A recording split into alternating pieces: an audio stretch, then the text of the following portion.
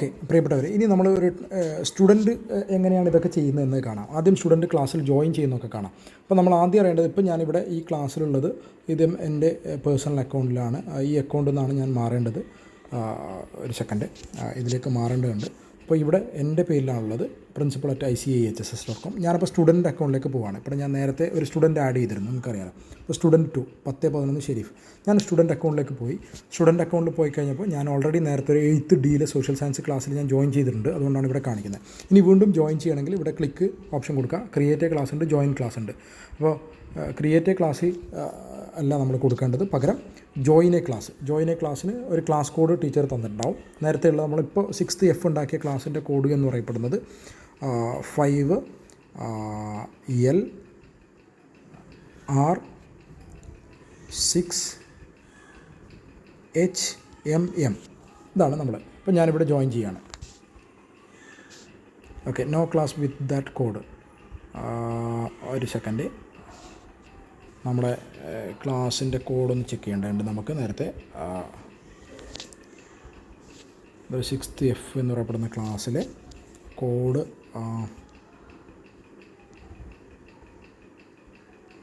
Okay, ഇവിടെയാണ്. Yes, ഞാൻ class code copy ചെയ്ത് അതിന് വീണ്ടും തിരിച്ചു പോവാണ്. ഓക്കെ, ഒരു കുട്ടി ജോയിൻ ചെയ്യണമെങ്കിൽ സ്വാഭാവികമായിട്ടും കുട്ടിയുടെ അക്കൗണ്ടിൽ പോവുക. കുട്ടിയുടെ അക്കൗണ്ടിൽ പോയിട്ട് ജോയിനിങ് കൊടുക്കുക. ജോയിൻ ക്ലാസ് കൊടുത്തു കഴിഞ്ഞാൽ ഇവിടെ ഞാൻ പേസ്റ്റ് കൊടുക്കുന്നു നേരത്തെ. ഓക്കെ, ഇതാണ്.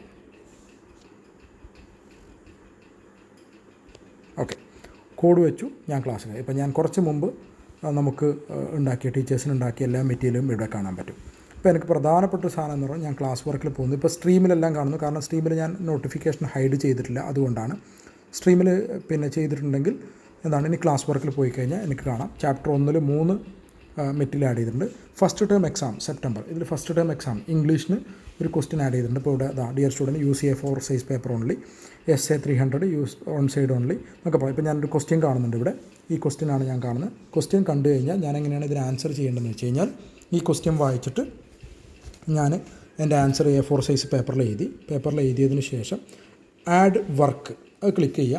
എനിക്കിവിടെ തന്നെ നേരിട്ട് സ്കാനർ എന്ന ഓപ്ഷൻ കാണാം, ക്യാമറ കാണാം, ഡ്രൈവ് കാണാം, അപ്ലോഡ് കാണാം, ലിങ്ക് കാണാം, ക്രിയേറ്റ് കാണാം. ഇപ്പോൾ ഞാൻ ഡയറക്റ്റ് സ്കാനറിൽ ക്ലിക്ക് ചെയ്തു. ഇപ്പോൾ ഞാനിവിടെ സ്കാനറിൽ ഇത് നമുക്കുള്ളൊരു ഗുണമാണ്. സ്കാനറിൽ ക്ലിക്ക് ചെയ്തു, ഞാനിവിടെ ഫോട്ടോ എടുത്തു ഇതിൻ്റെ. അത് നമുക്ക് ആവശ്യമുള്ള രീതിയിൽ നമുക്ക് എന്ത് ചെയ്യാൻ പറ്റും, ഒന്ന് അപ്ലോഡ് ചെയ്ത് കൊടുക്കാൻ പറ്റും. അത് ഈ അപ്ലോഡ് ചെയ്ത് കൊടുക്കുന്നതിന് മുമ്പ് തന്നെ നമുക്ക് ആവശ്യമുള്ള ഏരിയകൾ എന്ത് ചെയ്യാം, നമുക്ക് ഇഷ്ടമുള്ള രീതിയിൽ ഒന്ന് ക്രോപ്പ് ചെയ്ത് കൊടുക്കാൻ പറ്റും. ഓക്കെ, ഇതാണ് ഈ സ്കാനർ എന്നുള്ളതിൻ്റെ ഗുണം. ഇപ്പോൾ ഞാൻ ആവശ്യമുള്ള ഏരിയകൾ ക്രോപ്പ് ചെയ്തു. ഇപ്പോൾ ഇത്ര മാത്രമാണ് എനിക്ക് വേണ്ടത്. ഇനി ഇതിലെന്തെങ്കിലും ഞാൻ പേര് ചെയ്യണമെങ്കിൽ പേര് ചെയ്താം, കളറിലോ ബ്ലാക്ക് ആൻഡ് വൈറ്റിലോ അല്ലെങ്കിൽ കളർ ഡ്രോയിങ്ങിലോ എന്തിൽ വേണമെങ്കിൽ. ഇനി ഇവിടെ ക്ലിക്ക് ചെയ്ത് കഴിഞ്ഞാൽ, സ്കാനർ എന്ന സ്ഥലത്ത് ക്ലിക്ക് ചെയ്ത് കഴിഞ്ഞാൽ എൻ്റെ പിന്നെ ഇവിടെ പേര് ചെയ്താൽ ഇംഗ്ലീഷ് ആൻസർ ഷീറ്റ്, സോറി അത് മൊത്തം ഒന്ന് ഡിലീറ്റ് ചെയ്യാം.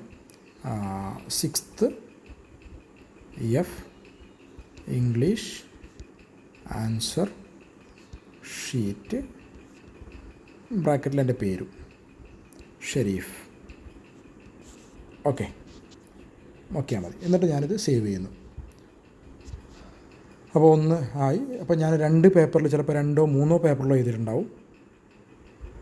ഓക്കെ, ഒന്നും കൂടി ഇങ്ങനെ വീണ്ടും നമുക്ക് ഇതൊന്ന് മുകളിലോട്ടാക്കി കഴിഞ്ഞാൽ നമുക്ക് ആഡ് വർക്ക് കാണാം. ഓക്കെ, നമ്മുടെ എങ്ങനെയാണോ ലിങ്കോ പിന്നെ നമുക്ക് ആഡ് ചെയ്യാൻ വേണ്ടി ഒന്നും കൂടി ആഡ് ചെയ്യാൻ വേണ്ടിയിട്ട് ഇവിടെ ആഡ് വർക്ക്. ഇപ്പോൾ വീണ്ടും സ്കാനർ എടുക്കുക. ഞാൻ 2ാമത്തെ പേജും കൂടി സ്കാൻ ചെയ്യുകയാണ്. ഓക്കെ, 2ാമത്തെ പേജും കൂടി സ്കാൻ ചെയ്തു. ഓക്കെ കൊടുത്തു. ഞാൻ ഇതിലേതാണ് ആവശ്യമുള്ള ഭാഗം അത് മാത്രം ഞാൻ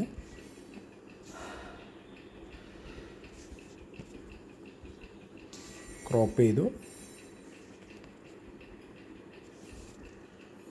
അപ്പുറത്തെ ഭാഗമൊന്നും വേണ്ട എനിക്ക്. Okay, done. ഇവിടെ ഞാൻ വീണ്ടും ഇതിൻ്റെ മേലെ ക്ലിക്ക് ചെയ്ത് കഴിഞ്ഞാൽ എൻ്റെ പേര് മാറ്റാം. അപ്പോൾ 6th F ഇംഗ്ലീഷ് ബ്രാക്കറ്റിൽ ഷെരീഫ്, എൻ്റെ പേര് എഴുതി, page number 2. Page number 2. Okay, കാരണം നേരത്തെ എൻ്റെ ബാക്കിയാണിത്. ഇത് രണ്ടും കഴിഞ്ഞതിന് ശേഷം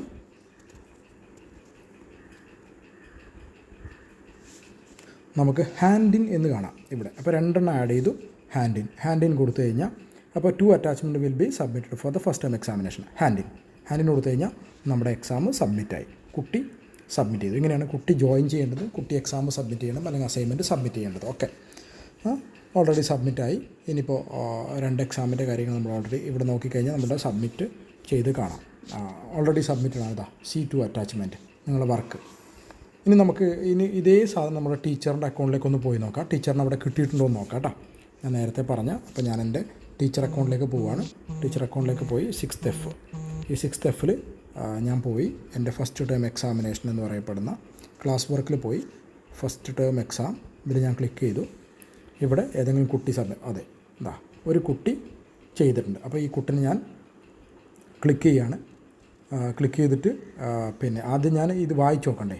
ഇതൊന്ന് ക്ലിക്ക് ചെയ്ത് കഴിഞ്ഞാൽ കുട്ടി അയച്ച 2 ഫയലുകൾ കാണാം. കണ്ടോ, കുട്ടി അയച്ചു 2 ഫയലുകളുണ്ട്. നമുക്ക് ഇവിടെ നിന്ന് തന്നെ വായിച്ച് നോക്കാം. ആവശ്യമാണെങ്കിൽ ഇവിടെ ഞാനിവിടെ ഒരു മാർക്ക് ഇടുന്നു. ഓക്കെ, ഇത് ആദ്യത്തെ മാർക്കാണ്.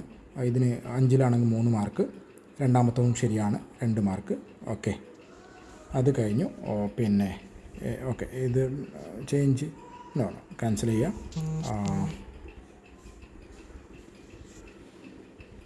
സേവ് കൊടുക്കുക. ഓക്കെ, അപ്പോൾ അത് ഞാൻ ശരിയിട്ടിട്ടുണ്ട്. ഇനി കുട്ടിയുടെ രണ്ടാമത്തെ പേപ്പറും കൂടി നോക്കുന്നുണ്ട്. അപ്പോൾ ആദ്യത്തെ ഞാൻ നോക്കി, രണ്ടാമത്തെ പേപ്പറും കൂടി നോക്കി. സാധാരണ റെഡിങ്ങിലാണ് അല്ലേ മാർക്ക് ഇടുക. അപ്പോൾ അതിൻ്റെ ഇങ്കിൻ്റെ കളറൊന്ന് മാറ്റേണ്ടതുണ്ട്. ഒരു മിനിറ്റ്. ഓക്കെ, റെഡിങ്ങിൽ ശരി. അപ്പോൾ ഇത് ശരിയാണ്, ഇത് തെറ്റാണ്, ഇത് ശരിയാണ്. അപ്പോൾ ഇവിടെ എന്താണ്, ഇനി മാർക്ക് വേണമെങ്കിൽ നമുക്കിവിടെ റീഡു ചെയ്ത് കഴിഞ്ഞാൽ നമുക്കത് ശരിയല്ല, ഇത് ശരിയാണ്, ഇതാണ് തെറ്റ്. അപ്പോൾ ഇതിന് 2 മാർക്ക്, ഇതിന് 3 മാർക്ക്, ഇതിന് 5 മാർക്ക്. ഓക്കെ, അത് കഴിഞ്ഞിട്ട് ഇവിടെ സേവ് കൊടുത്തു കഴിഞ്ഞാൽ സേവായി. കുട്ടിയുടെ 2 പേപ്പർ നോക്കി. അപ്പോൾ 30 മാർക്കിൽ കുട്ടിക്ക് ഇവിടെ മാർക്ക് നമുക്ക് കൊടുക്കാം.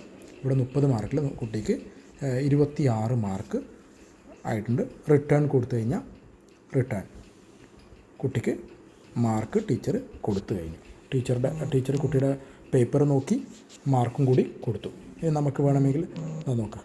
സ്റ്റുഡൻസിന് 30-ൽ 2 മാർക്ക്. ഇപ്പോൾ ഒരാൾ മാത്രമേ സബ്മിറ്റ് ചെയ്തുള്ളൂ. ടീച്ചറിൻ്റെ അക്കൗണ്ടിൽ അത് കാണാം. ഓക്കെ, ദെൻ നമുക്ക് വേണമെങ്കിൽ ഒരിക്കൽ കൂടി കുട്ടിയുടെ അക്കൗണ്ടിൽ പോയി നോക്കിക്കഴിഞ്ഞാൽ കുട്ടിക്ക് മാർക്ക് കിട്ടിയിട്ടുണ്ടോ നമുക്കൊന്ന് ചെക്ക് ചെയ്യാം. സ്റ്റുഡൻസിൻ്റെ ഇംഗ്ലീഷ് F ക്ലാസ്സാണ്. അതിലെ ക്ലാസ് വർക്കിൽ പോയി കഴിഞ്ഞു. എക്സാമിൻ്റെ മാർക്ക്, ഫസ്റ്റ് ടേം എക്സാം കുട്ടിയുടെ ഈ ഒരു വർക്കിന് 30-ൽ 26 മാർക്ക് ടീച്ചർ ഓൾറെഡി തന്നിട്ടുണ്ട്. ഓക്കെ, ഇങ്ങനെയാണ് ഓപ്പൺ ബുക്ക് എക്സാമിനുള്ള അല്ലെങ്കിൽ അസൈൻമെൻറ്റിനുള്ള മാർക്കൊക്കെ ചെയ്യേണ്ടതും അസൈൻമെൻറ്റിനുള്ള മാർക്ക് കൊടുക്കണം. കുട്ടിയും ടീച്ചറും ഇങ്ങനെയാണ് ഉപയോഗിക്കേണ്ടത്. Okay, thank you.